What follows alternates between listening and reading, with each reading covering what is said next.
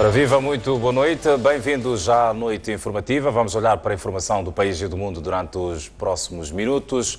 Filipe Nyusi, o Presidente da República de Moçambique, diz que só haverá integração no mercado comum em África se os países africanos garantirem a paz, a estabilidade e o desenvolvimento de infraestruturas. Nyusi falava hoje em Abidjan, na 50ª reunião anual dos governadores do Banco Africano de Desenvolvimento. O jornalista Nelson Bellarmino desenvolve o assunto a partir da capital da Costa do Marfim. O Presidente da República, Filipe Nyusi, falava para uma audiência composta por mais de 4.000 personalidades, entre atuais e antigos chefes de Estado, diplomatas, grandes executivos de instituições financeiras ao do nível mundial, sociedade civil, políticos, entre outros convidados que participam desta 50ª Assembleia Anual dos Governadores do Banco Africano de Desenvolvimento, que decorre aqui em Abidjan, capital política da Costa do Marfim. Filipe Nyusi foi um dos integrantes do painel de alto nível que falou sobre o mercado comum em África na atual geração.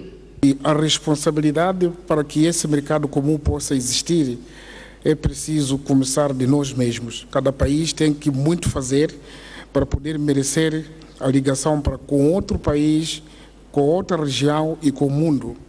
Por isso mesmo o exercício que foi aqui sugerido, que é a estabilidade interna, a paz e depois a criação de infraestruturas ou mesmo remoção de barreiras, é extremamente importante, porque se isso não acontecer, não poderemos nos juntar. Para além de aspectos internacionais de caráter conjuntural, o chefe de Estado moçambicano, Filipe Nyusi, falou de casos concretos que estão a acontecer em Moçambique com vista a ter um comércio que flui não só dentro do país, mas também na região da SADC e um pouco por toda a África. Nós em Moçambique, neste caso concreto, estamos a fazer algumas reformas na legislação que permite a facilitação do ambiente de negócio. Mas também temos estado a remover algumas barreiras em relação aos vistos. Quando precisamos de contactar com outros países, precisamos de ter facilitações. E é uma das questões principais que é preciso, porque se não houver a facilitação da circulação da pessoa, para além da própria infraestrutura, também podemos tornar o processo muito difícil. Indo ainda para infraestruturas, nós escolhi o caso Moçambique, porque as teorias já foram ditas aqui e as políticas também foram esclarecidas, mas nós também temos a questão dos corredores de desenvolvimento. Posso citar exemplo, temos 3 corredores: corredor do norte, corredor que chamamos de Nacala, que parte de Nacala e vai para o Interland, vai para o Malawi, e com todas as condições que pode seguir para a Zâmbia, pode continuar até o Congo. Temos o corredor da Beira, esse corredor da Beira que alimenta em termos de bens, pode alimentar o Zimbábue, pode alimentar a África do Sul. Temos o corredor do Sul, que é de Maputo. Os debates dos painéis do alto nível continuam aqui na 50ª Assembleia Anual do Banco Africano de Desenvolvimento. E o chefe de Estado moçambicano, Filipe Nyusi, voltará a falar de aspecto ligado a desenvolvimento e segurança. As imagens são de Hermenegildo Zibano, Nelson Bellarmino, em Abidjan. Tal como o estadista moçambicano, outros chefes de Estado que integravam um painel que discutia o mercado comum para a África na atual geração, consideraram que a paz, a estabilidade, boa governação são fundamentais para o progresso das relações comerciais e políticas em África. Os presidentes do Gabão, Benin, Libéria e primeiro-ministro do Congo integraram um painel de alto nível do Presidente da República de Moçambique, Filipe Nyusi, que falou sobre o mercado comum em África na atual geração. Todos os presidentes alinharam com o estadista moçambicano, que aponta a paz e estabilidade interna como pressupostos para uma integração efetiva em África.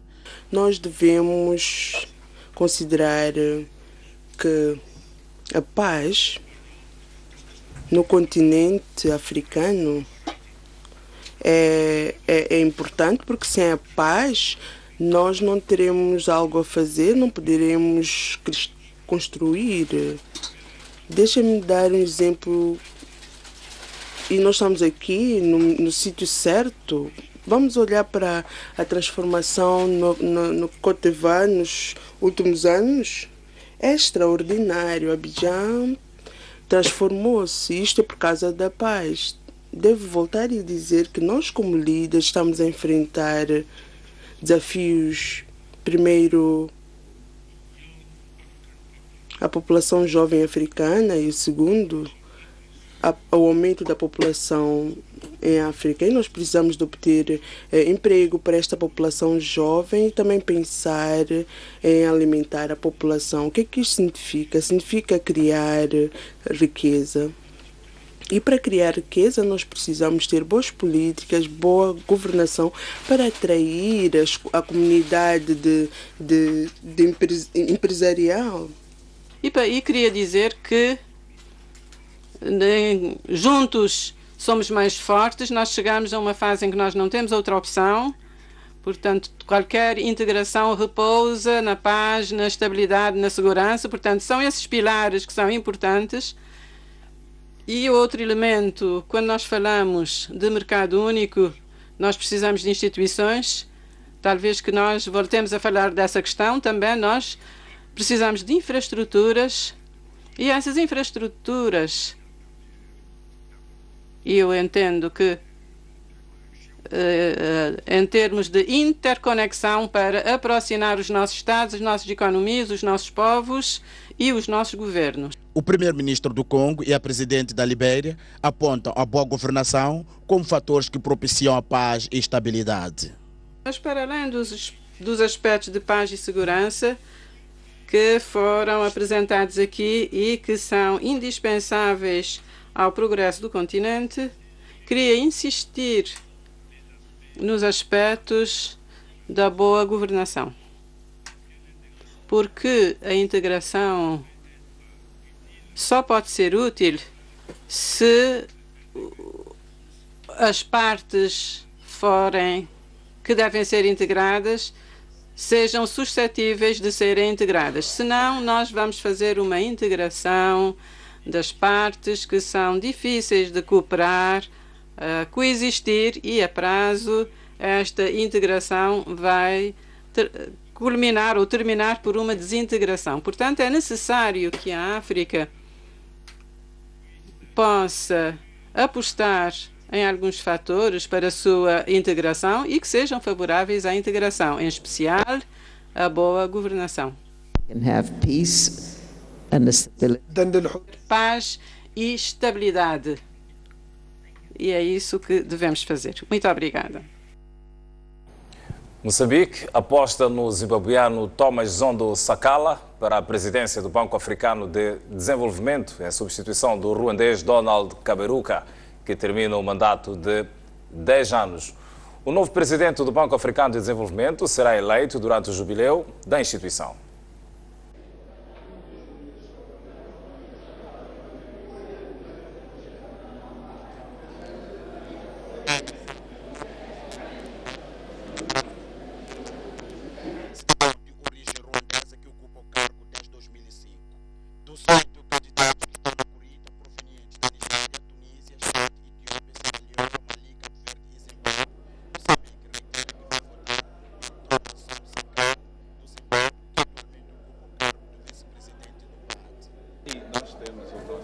Vamos recuperar daqui a alguns instantes este apontamento de reportagem a partir de Abidjan, Costa de Marfim, segundo a qual Moçambique aposta no zimbabuiano Thomas Sakala para a presidência do Banco Africano de Desenvolvimento, em substituição do ruandês Donald Kaberuka, que termina o mandato de 10 anos. Entretanto, seguimos com outras vias de informação. De volta, portanto, ao país, cerca de 16 mil moçambicanos residentes na Tanzânia poderão beneficiar, a partir da próxima semana, de registro de documentos pelas autoridades nacionais. Por o efeito, uma brigada moçambicana desloca-se à Tanzânia para cumprir a recomendação deixada pelo Presidente da República, Filipe Nyusi, durante a visita de Estado àquele país. A campanha anunciada esta terça-feira visa facilitar que os moçambicanos residentes na Tanzânia possam tratar passaporte, bilhete de identificação, registro de nascimento ou cédula pessoal. Por efeito, será mobilizada uma equipa conjunta composta por funcionários de serviços de registro e notariado, migração e identificação civil. A medida surge em resposta ao pedido formulado pelos moçambicanos residentes na Tanzânia durante o encontro que mantiveram com o chefe de Estado, a quando da sua visita àquele país, há cerca de uma semana, e que o estadista prontificou-se a resolver. É um processo que já começou, há exemplos na África do Sul, já está a decorrer o percurso de registro, mas é preciso começar na base, tanto a narrativa, a cédula, para poder se completar o processo, e achamos que não é nenhuma exigência a mais, mas sim um direito que o moçambicano deve ter. Nós, quando os dirigentes tomam decisões, nós implementamos as decisões em conformidade. E percebemos que esta é uma preocupação que foi levantada ao Presidente da República agora, na visita à República Unida da Tanzânia. Entretanto, em função desta decisão, nós temos já um cronograma de ações com vista a garantir que os cidadãos moçambicanos que estão no estrangeiro sejam devidamente identificados. Esta é a única forma de garantirmos que eles sintam a efetividade da sua ligação político-jurídica ao Estado moçambicano. A ida da nossa missão multissetorial será devidamente publicitada. Aqueles moçambicanos que não tenham registro consular e que estejam a viver na Tanzânia e que precisem de documentação serão atendidos. Trata-se da primeira campanha do género conduzida por uma equipe conjunta a ser realizada no estrangeiro, mas as autoridades nacionais admitem alargar para outros países. Há necessidade de trabalharmos não só com a África do Sul, mas com todos os países em volta de Moçambique, para dizer que sim, todas as situações estão a ser analisadas e acauteladas. E como disse, o que acontece é que Tanzânia vai ser o primeiro ponto de partida para esta ação conjunta. Não significa que nós vamos parar por aqui. As autoridades moçambicanas dizem não saber o número de moçambicanos ilegais a residirem na Tanzânia, por isso consideram que a campanha de registro será oportuna para o apuramento.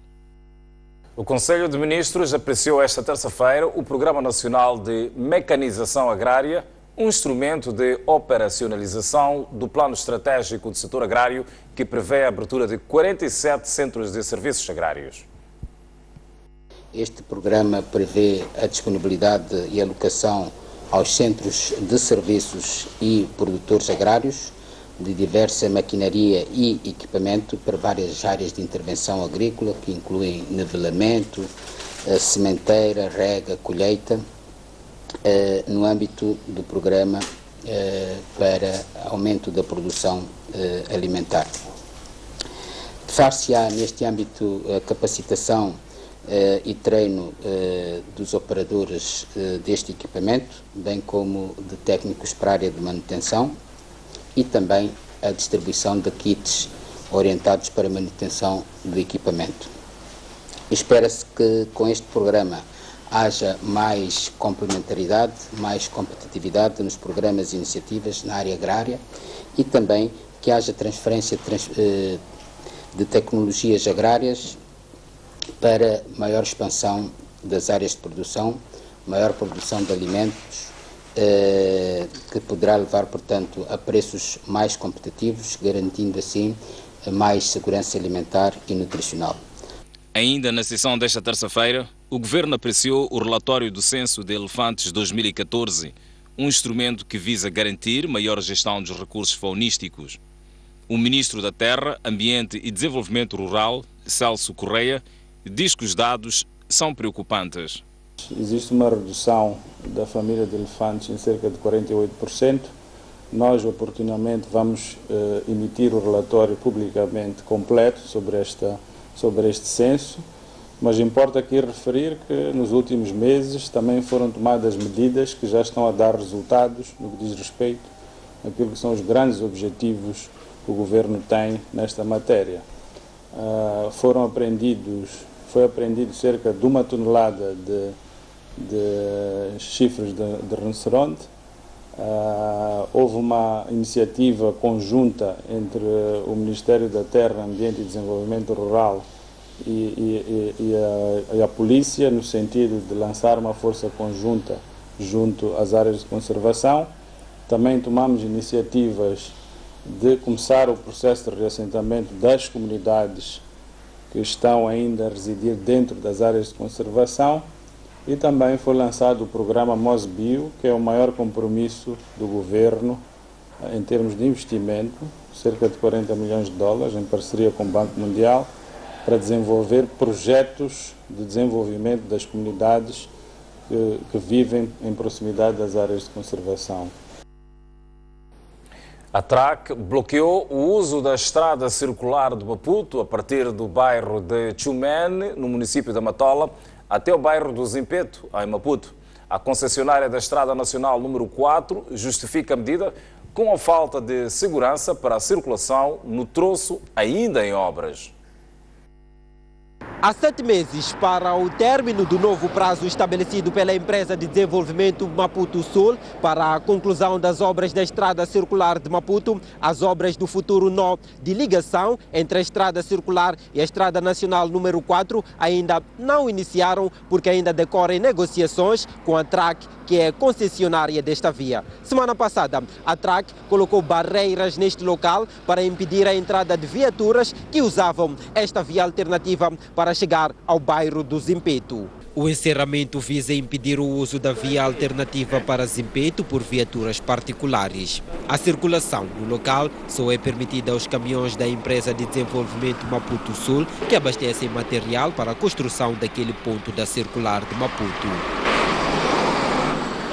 Apesar disso, os automobilistas arranjaram uma entrada alternativa e continuam a usar a via, justificando ser uma alternativa rápida para chegar à zona norte de Maputo, principalmente para quem vem da África do Sul com destino às outras províncias.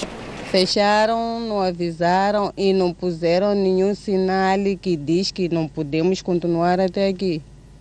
Assim estou a procurar a saída, não sei onde vamos sair. Nós só podemos usar aquela via do outro lado para chegar até o Zimpeto, porque esta já está fechada. Mas eles fizeram muito mal. Fecharam a estrada, nós não sabíamos. A TRAC diz que fechou a via por risco de acidentes de viação entre as viaturas particulares e os caminhões, mas garante estar aberta a um acordo com a Maputo Sul para estabelecer os critérios de ligação entre as duas vias. A TRAC não pode travar o desenvolvimento é uma coisa que tem que acontecer, então não pode ser a TRAC que vem aqui para travar o desenvolvimento. A construção da circular faz parte dos programas do governo, nós simplesmente temos que nos adequar aos programas que o governo tem. Ali, aquele local, neste momento, não oferece condições de segurança para as pessoas virarem daquele local. Existem tantos outros pontos onde eles podem aceder, de tal modo que já houve ali tantos acidentes que ocorreram com caminhões a saírem daquele local. E também houve um acidente, até envolveu um dos nossos homens, quase perdia a vida naquele local. A TRAC assinou um contrato de 30 anos com o governo para a gestão e manutenção da Estrada Nacional número 4, através das receitas das portagens de Maputo e Moamba. A concessionária ainda possui 13 anos na gestão.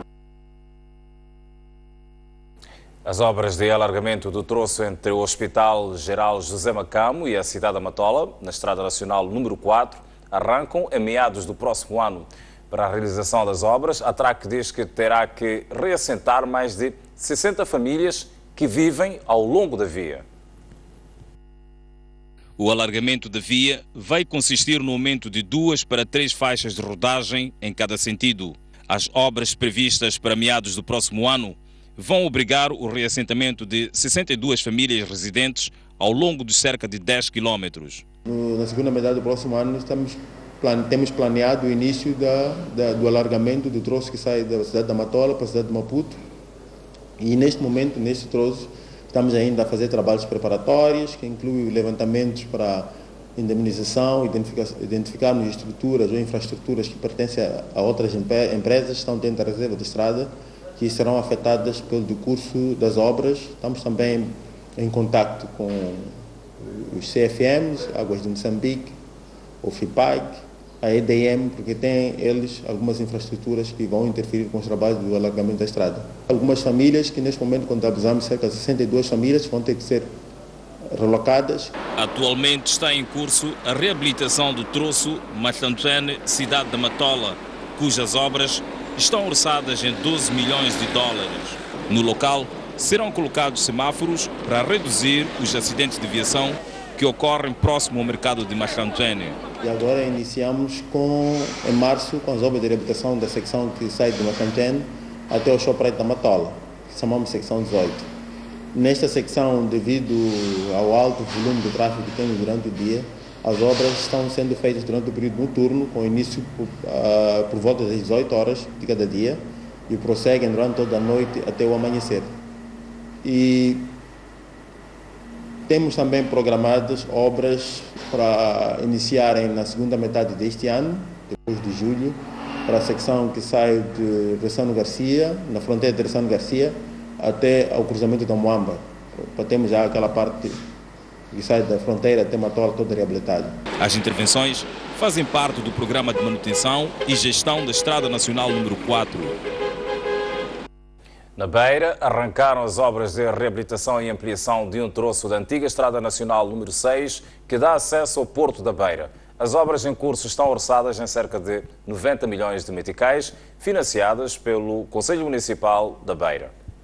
Estão em curso na cidade da Beira as obras de reabilitação e ampliação da antiga Estrada Nacional número 6, uma estrada que vai descongestionar o prolongamento da Avenida Samora Machel, onde diversos caminhões oriundos de vários países da região de África e de várias províncias do país procuram acesso ao Porto da Beira. É uma das estradas extremamente importantes, cruciais e também das mais antigas de acesso à cidade da Beira. Estamos nesse momento a recelar todo ele o troço, portanto vamos fazer uma recelagem de 1,5 km e o último quilômetro que vai à Praça André Massareissa vamos realizar em pavês. Paralelamente a isso também temos aqui a rotunda da Brigada Montada, que está sendo pavimentada. Pensamos no fim, gastamos a volta de 90 milhões de meticais nesse processo todo. Nos últimos tempos, diversas estradas na cidade da Beira têm sido danificadas com frequência devido à circulação de caminhões de alta tonelagem. A reabilitação da antiga Estrada Nacional número 6, no troço Munhava, bairro da Manga, tem em conta esta nova realidade, daí que o pavimento é bastante reforçado. E o Conselho Municipal quer disciplinar os nossos automobilistas, sobretudo os proprietários dos caminhões, através de balanças móveis. Portanto, estamos a adquirir nesse momento balanças móveis. Queremos passar a ter um posto fixo que vai regularmente controlar o peso dos caminhões que aqui circulam e aqueles que tiverem excesso de carga de acordo com as capacidades, naturalmente vão ser penalizados. Portanto, é uma forma disciplinar. Queremos reverter esse dinheiro resultante de excesso de carga para continuarmos a fazer a manutenção da nossa estrada. Ainda no âmbito do descongestionamento do prolongamento da Avenida Samora Machel, o Conselho Municipal da Beira projeta abrir uma estrada a partir do bairro da Cerâmica, que dá acesso direto ao Porto da Beira dentro dos próximos 3 anos. Portanto, está dentro do master plan do município a construção desse troço. Estamos a articular com os nossos parceiros, sobretudo o CFM, e naturalmente vamos pedir ao governo de Moçambique que também faça a sua parte, porque é uma estrada crucial de importância para o desenvolvimento econômico. O município, neste momento, está a mobilizar os custos para o estudo de projetos. Há a perspectiva de conseguirmos 50% do custo da obra e é natural que os outros parceiros deverão contribuir. As obras que estão a cargo da SETA vão durar cerca de 3 meses e contam com o orçamento do Conselho Municipal da Beira. A partir da cidade da Beira e com imagens de Manuel Chicava, Francisco Raiva, STV. Utentes da antiga Estrada Nacional número 6 e de outros troços que registram congestionamento devido ao fluxo de caminhões com destino ao Porto da Beira estão satisfeitos com o arranque do projeto de reabilitação e ampliação da via. Para os automobilistas que circulam pelo prolongamento da Avenida Samora Machel, a reabilitação da Estrada Nacional número 6, no troço Munhava, bairro da Manga, é um alívio, tendo em conta o martírio que são submetidos diariamente neste troço para a entrada no Porto da Beira ou alcançar outros locais da cidade da Beira. Alguns automobilistas ouvidos pela nossa reportagem louvaram a iniciativa do Conselho Municipal da Beira, que para eles irá contribuir para flexibilizar a movimentação de pessoas e bens nas principais vias que dão acesso ao centro da cidade e Porto da Beira. Por acaso, né? Vai ser boa coisa. Porque onde vão reabilitar aquela estrada, essa, tudo numa boa, a gente estarmos a andar livre. São bons sucessos. Bom, eu acho que já é um sinal muito positivo, porque aquela estrada realmente dá muita falta. Representa uma grande valia para o município da Beira, né? Tendo em conta que nos últimos anos temos visto um número de tráfego muito superior e muito elevado. Então, com isso, vamos ajudar a descongestionar várias viaturas, principalmente aquela zona da Manga. É muito importante para nós por ter reabilitado essa estrada, há de encurtar muito o engarrafamento também. Eu acho que é a melhor solução, porque aqui neste tráfego aqui temos sempre problemas aqui no engarrafamentos e tudo. Este cenário que se verifica diariamente na cidade da Beira, no entrocamento entre as avenidas Samora Machel e o prolongamento da Avenida Cruz Gomes, tem dias contado, dada a reabilitação da antiga Estrada Nacional número 6, que irá aliviar, portanto, descongestionar este troço. A partir da cidade da Beira, com imagens de Manuel Chicava, Francisco Raiva, STV. E da Beira nós vamos a um curto intervalo, voltamos já a seguir e continuamos a olhar para mais informação. Até já.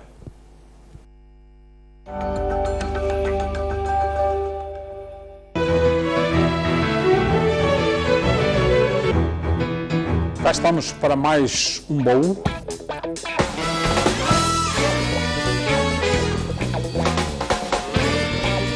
O meu espaço para o boxe era o Mazangalé. No grupo de trabalho era a cumplicidade que havia. A escola é que nos leva para os clubes. Nós temos o conhecimento básico de vida. Vêm ajudar com orgulho. Sempre que voltamos a derrotar, é sempre positivo. Fiz um grande jogo contra o Futebol Clube de Porto à noite. E eu não consegui tal gol. E agora temos os nossos compatriotas de volta.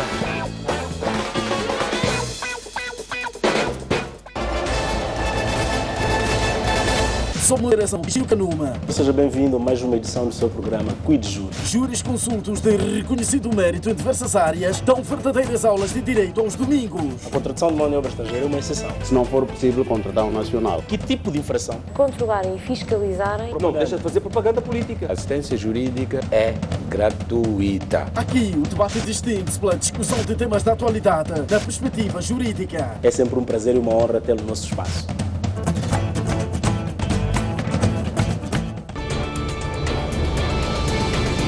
Porque o que você pensa conta. Reservamos-lhe um espaço de opinião em dose dupla. Conto consigo das 11h30 às 12h30. Eu, das 18 às 19h30.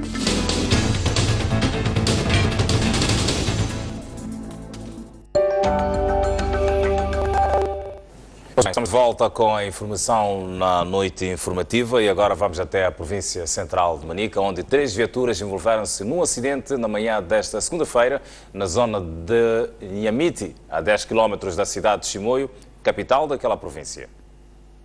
Segundo testemunhas, o caminhão que seguia o sentido Manica a Chimoio vinha em alta velocidade e na subida da zona do complexo Inhamiti perdeu os travões e a madeira que transportava começou a cair, tendo o condutor perdido o controlo e foi-se embater nesta viatura de marca Ford Ranger que vinha no sentido contrário, depois de ter encostado esta Mazda D1000. Acho que esse carro aqui, essas madeiras arrebentaram. Quando arrebentou essa madeira, ele também perdeu a barra de direção. Tinha que curvar todo ele. Enquanto este carro vinha deste lado aqui, viu também que acidente está para acontecer. Curvou também da mesma maneira que estava a curvar este carro aqui. Vieram para posicionar desta forma. Depois este carro tentou fazer ultrapassagem, a nós estávamos carro vermelho. Bateu do lado direito. Logo que ele bateu, despistou-se. Quando foi apanhar com este carro noutra faixa, é que arrebentou esses troncos ali. Estava a fazer ultrapassagem. Aqui na subida mesmo? Aqui na subida estava a fazer ultrapassagem este carro. Por isso que bateu deste lado. Ele fazia ultrapassagem, o nosso carro aquele vermelho. As madeiras começaram a arrebentar onde? Arrebentaram depois de despistar e vir bater este outro carro aqui. De referir que o acidente não causou vítimas humanas, não podendo se dizer o mesmo em relação às 2 das 3 viaturas envolvidas no sinistro. Até a altura que gravamos este apontamento de reportagem, o trânsito ficou temporariamente condicionado na Estrada Nacional número 6. Com imagens de Jorge Joaquim, Carlitos Cadangue, STV.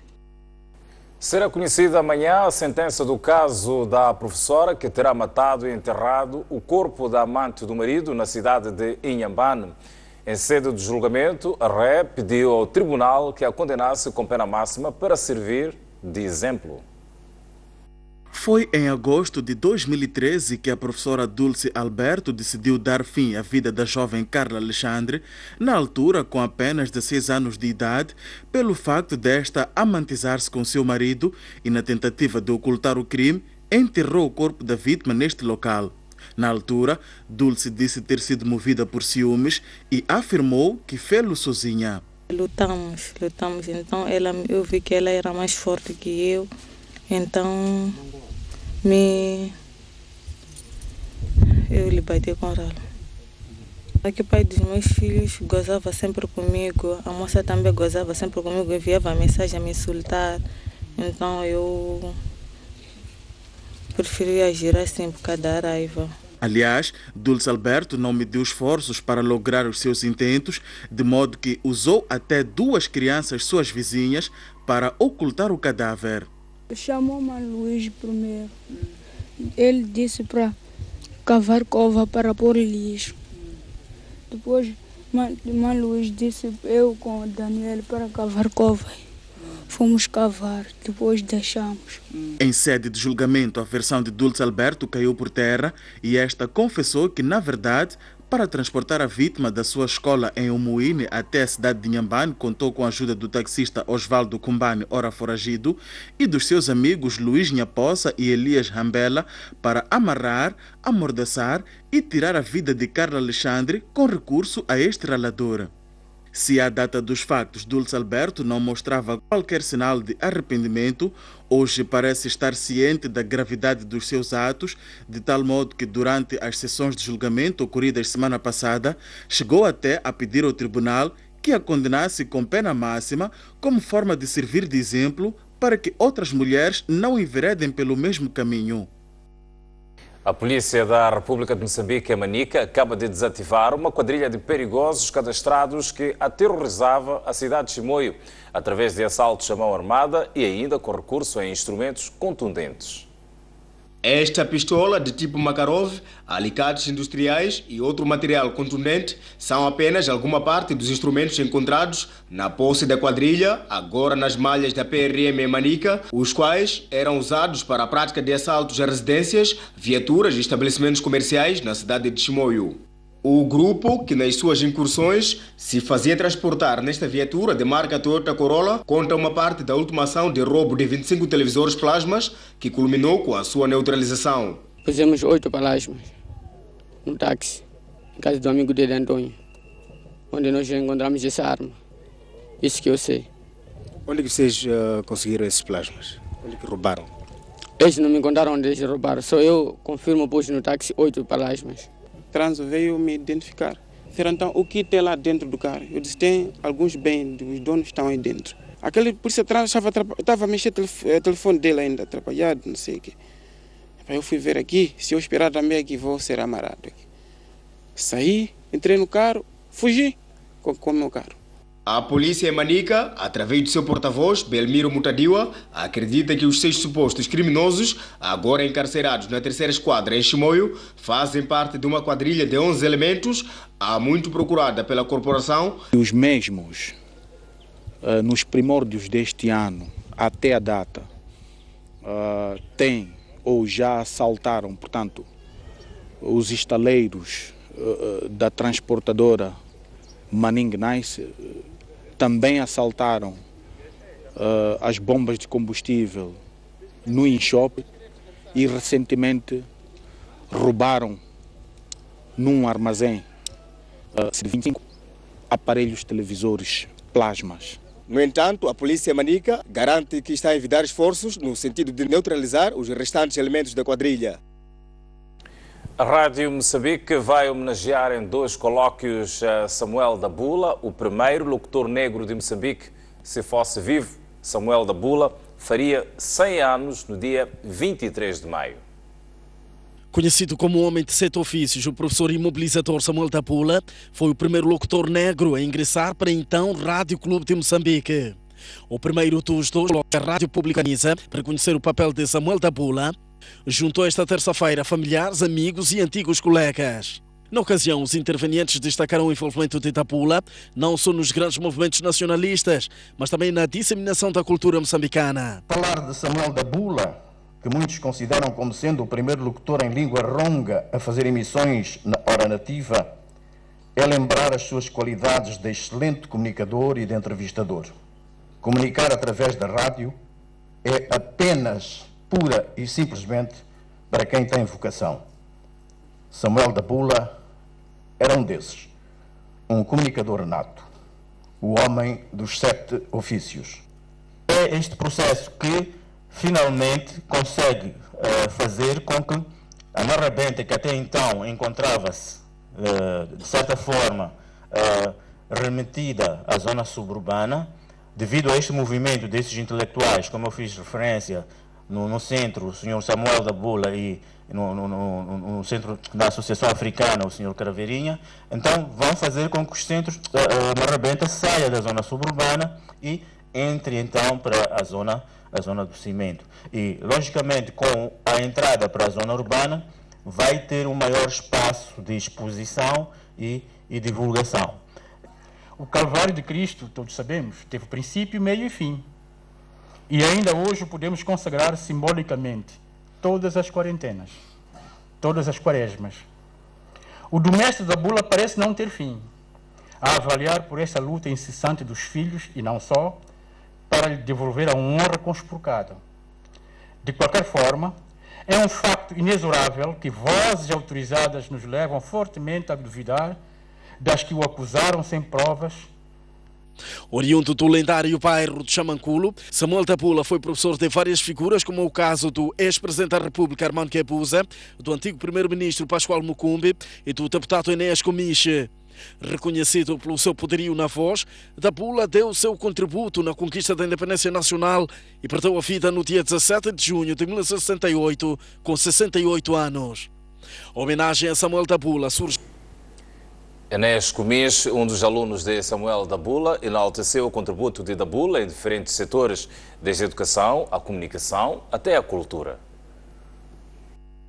Eu reconheço sempre no professor Samuel da Bula grande capacidade de ensinar e de apoiar os que tinham dificuldade de assimilar a matéria. Ele estava sempre disponível para ajudar a quem precisasse dos seus sábios ensinamentos, conselhos e amparo. Como é sabido, o professor Samuel da Bula criou no Centro Associativo dos Negros da Província de Moçambique um grupo dramático que se dedicava a representar obras por ele próprio escritas, sendo destacar as peças Marrume Freguês e Moachaça, que foi estreada e apresentada com sucesso em maio de 1955. Samuel da Bula foi, conjuntamente com jovens de então, entre os quais se destacavam Levin Pinto Maximiano, Enoque Libom, Felipe Ganguena Magaia, Henrique Temba, Raul Onwana, Daniel Jeremias Nhaca, Fanias Mabote, entre outros. Foi membro fundador do Centro Associativo dos Negros da Colónia. A homenagem a Samuel da Bula juntou também familiares que dizem que uma das formas de imortalizar os feitos do homem multifacetado é contribuir no processo de registro das suas memórias. Com o apoio da direção da rádio, com o apoio da Fundação Fernando Leite Couto, foi possível fazer este evento, reconhecimento dos feitos de Samuel da Bula. Eu vou fazer uma espécie de uma autocrítica, porque de facto é uma coisa que eu gostaria que tivesse acontecido. Que os sobreviventes da extinta Voz de Moçambique, Hora Nativa, pudessem estar aqui nesta sala. Pois bem, a autocrítica. A população, ou melhor, a poluição sonora na cidade de Tete levou a Polícia Municipal a reforçar as ações de sensibilização com vista a atenuá-la. O efetivo policial tem levado a cabo uma campanha nas zonas periféricas para a necessidade, ou melhor, apelando à necessidade do cumprimento da lei. foi formada uma equipa da Polícia Municipal para fazer patrulha nas noites, sobretudo nas zonas periféricas da cidade de Tete, para sensibilizar as pessoas a abandonarem a prática de poluição sonora nos bairros de domingo a quintas-feiras. É resultado de várias denúncias dos munícipes da cidade de Tete que de facto eles não têm sossego, eles não descansam por causa de algumas práticas. Essas práticas provêm, por um lado, alguns munícipes de facto que fazem venda de bebidas. Gideon afirma que trata-se de um problema maioritariamente promovido pelos jovens que transformavam as suas residências em verdadeiras discotecas. Então, o comando da Polícia Municipal é ele, através da sua polícia, que cumpre e faz cumprir o Código de Postura. Por isso que nós estamos no terreno para devolver este direito aos cidadãos, aos munícipes da cidade de Tete, de modo que eles tenham o direito do sossego, tenham o direito de descanso, para que o dia seguinte eles consigam desenvolver as suas atividades sem sobressalto. Os principais focos da poluição, segundo o comandante, são os bairros Matundo, Matema, Canongola, Samora Machel, Mpadue, Chimazi e Bairro Azul. Vamos agora abrir a janela para a informação internacional. Um militar matou 7 colegas e feriu outros 15 durante um tiroteio, portanto, em Tunis, capital da Tunísia. As autoridades tunisinas descartaram, entretanto, a possibilidade de um atentado terrorista. Segundo o porta-voz do Ministério do Interior tunisino, o cabo militar na origem da ação, abatido minutos após os disparos, sofria de problemas mentais e estaria mesmo proibido de porte de arma. A imprensa local afirma que o oficial teria subtraído uma arma a um colega antes de disparar sobre um coronel, alvejando vários soldados dentro da instalação. A ação, cujas causas permanecem imprecisas, volta a sobressaltar o país a poucos metros do Museu de Bardo, palco do atentado reivindicado pelo grupo Estado Islâmico que provocou 22 mortos, a maioria turistas, em meados de março. As ruas da capital do Burundi, Bujumbura, voltaram a ser palco de manifestações depois da oposição ter posto fim às negociações com o governo. Para além de Bujumbura, os protestos multiplicaram-se por outros pontos do país, registrando-se alguns confrontos com a polícia que fizeram pelo menos um morto. Na capital, o manifestante disse: "Não tenho medo de morrer. O presidente quer governar, mas está a matar a população. O que é que lhe vai sobrar para governar? Insectos e árvores? É preciso lutar pela dignidade do povo e pelo acordo de Arusha até ao fim."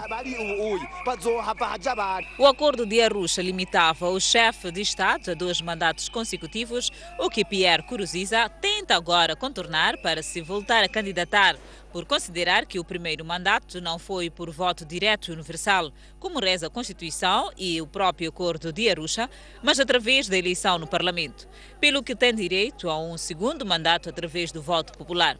O assassinato do opositor Zed Feruz no sábado levou os líderes do movimento de constituição contra o presidente a decidir boicotar as negociações de paz com o poder que decorria sob a égide da Organização das Nações Unidas e da União Africana. Cerca de 100 de representantes de tribos líbias iniciaram nesta segunda-feira uma reunião de 4 dias no Cairo, Egito, para discutir meios de pacificar o país que está em caos, provocado por milícias rivais. O Egito teme que as milícias judaístas, particularmente as ligadas ao Estado Islâmico, coloquem em perigo a sua fronteira ocidental, uma vez que dominam uma grande parte do leste da Líbia. Não estou a exagerar quando digo que o mundo tem os olhos postos em vocês e à espera de uma palavra vossa em uníssono e contando com o vosso importante desempenho na criação de estabilidade na Líbia, afirmou o ministro egípcio dos negócios estrangeiros. Foi Samen Choukri, chefe da diplomacia egípcia, que convidou cerca de 300 líderes tribais líbios, agora só lhe resta esperar que os presentes possam influenciar os restantes e que seja evitada uma segunda frente de combate depois de estar em curso uma cerrada luta no Sinai contra aliados do Estado Islâmico. A influência tribal na Líbia ainda reina e está bem enraizada nas instituições do Estado desde há longos anos, o que leva a crer que as tribos são a chave de qualquer solução para a corrente crise naquele país.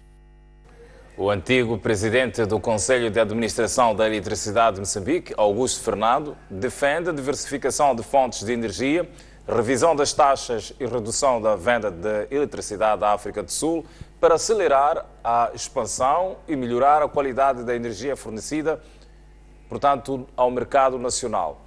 Estas palavras foram proferidas durante o Fórum MOSEF.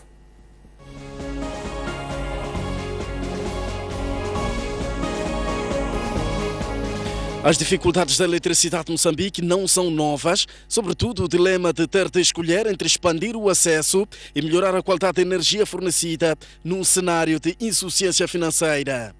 Mas a apresentação do antigo presidente do Conselho de Administração deu uma dimensão ainda mais preocupante ao mostrar que estas fragilidades desdobram-se em outros problemas de difícil solução.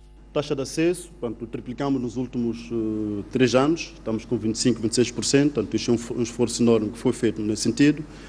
Em termos de crescimento, tanto está aqui indicado, tanto crescemos 70, 80 megawatts todos os anos. Estamos a falar de um investimento de cerca de 150 milhões de dólares todos os anos para responder àquilo que é o desafio da procura de energia.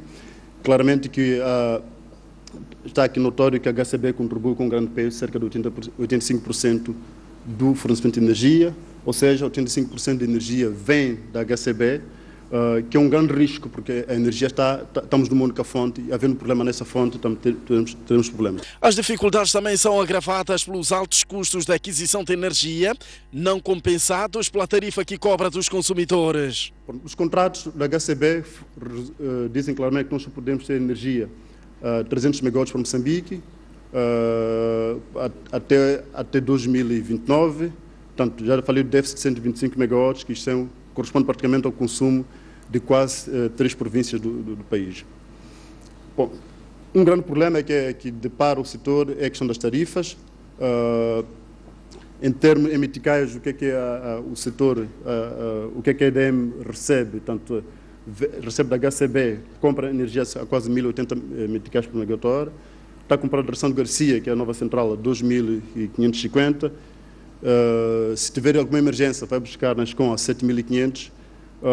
Está a comprar em Nacala, tanto a Greco, são cerca de 17.000 meticais por megawatt-hora, e no fundo depois vende a 2.400 meticais. Tanto, claramente aqui mostra que alguma coisa não está bem, tanto não se pode comprar.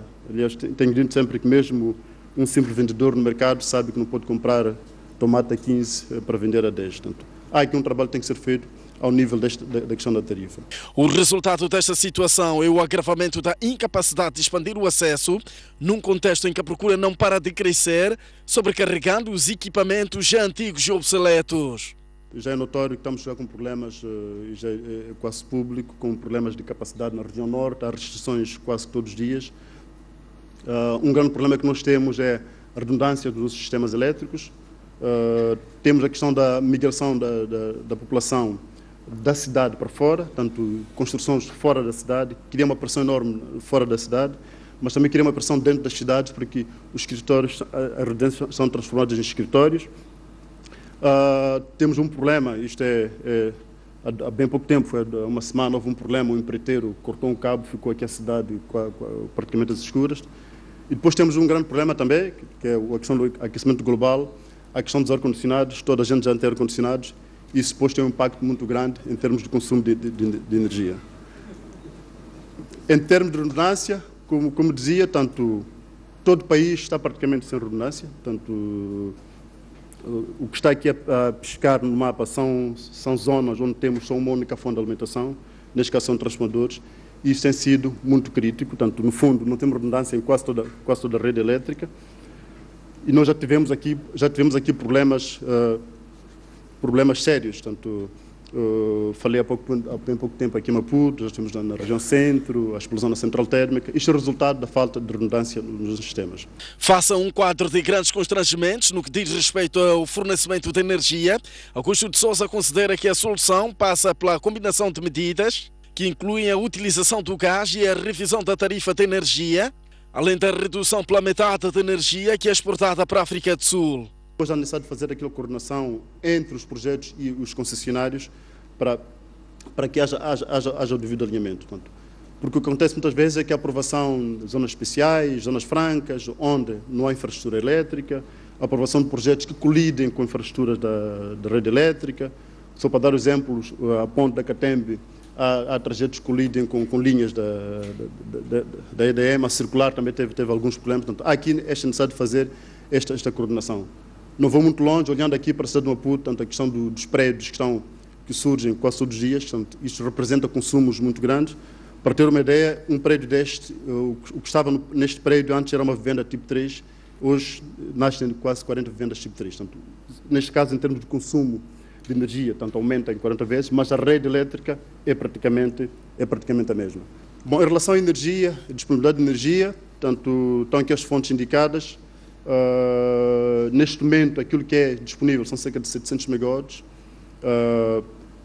O de 125 é a ponta atual. Estamos logo a partir com um déficit de cerca de 125 megawatts. Há ações que podem ser levadas a cabo, que é, por exemplo, a questão das lâmpadas de baixo consumo, porque se trocarmos, se a EDM conseguir trocar 50% dos seus clientes, substituindo 2 lâmpadas incandescentes por 2 lâmpadas de baixo consumo, basta concentrarmente aquilo que eu consumo, mas para isso é preciso que hajam políticas específicas que encorajem a utilização de lâmpadas de baixo consumo. Em relação aqui ao papel do Estado na sustentabilidade do setor, penso que aqui o Estado tem que eleger aquilo que são projetos fatais, projetos que são críticos, que o Estado tem que pegar e dizer que este projeto aqui é do meu interesse, eu vou financiar para assegurar o fornecimento de energia. Dou um exemplo muito simples, temos o caso neste momento de Nacala, a linha Cai Nacala já está praticamente, está sendo a busca de financiamento. Penso que é um daqueles projetos que o Estado tem que pegar e encontrar formas de financiar este projeto.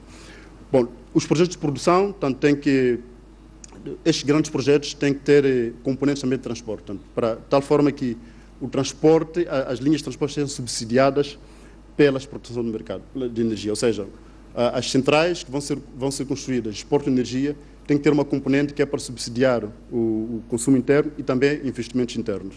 Portanto, a energia que está contratada pela ESCOM, que é até 2029, estamos a falar de cerca de 1.100 megawatts, nós temos que reverter essa energia, porque temos que negociar com a África do Sul, no meu entender, de tal forma que tenhamos energias de volta. Porque se nós tirarmos da energia que vai para a escola, para a África do Sul, metade, dos 1.000 megawatts, tiramos 500, representa quase 3% para a África do Sul. Mas para Moçambique representa 60%. Portanto, isto é um peso muito grande. Portanto, temos que encontrar aqui mecanismo de negociar a reversão dessa energia para Moçambique. O déficit atual de energia é de 125.000 megawatts, que equivalem ao consumo das províncias de Nampula, Cabo Delgado e Niassa.